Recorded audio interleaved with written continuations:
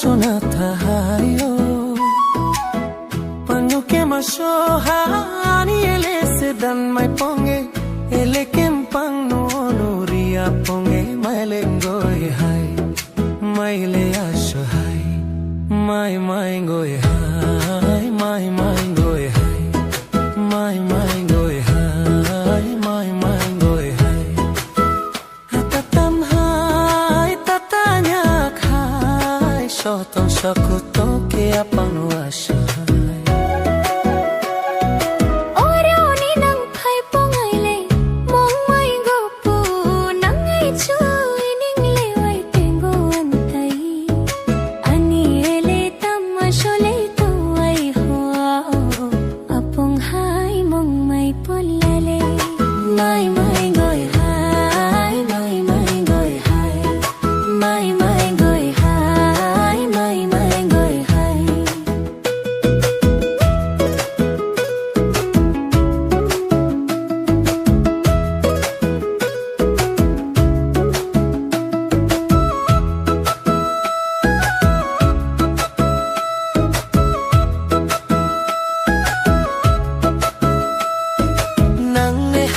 machatanay kunang hale machatanay tatato talak ho kunang wancho nang wancho kunang wancho nang wancho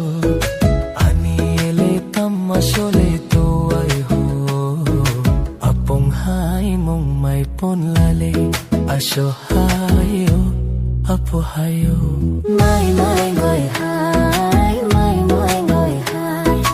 mai goy hai mai goy hai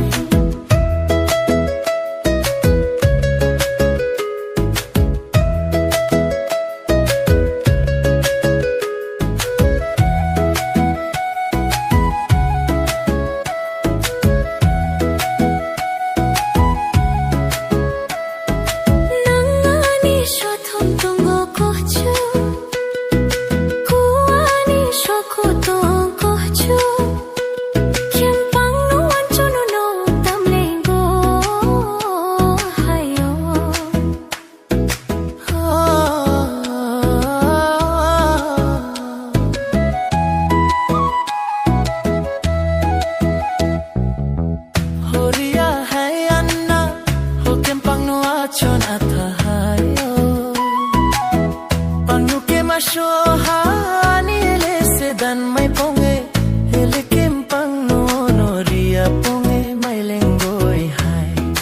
mai le asho hai mai chatlo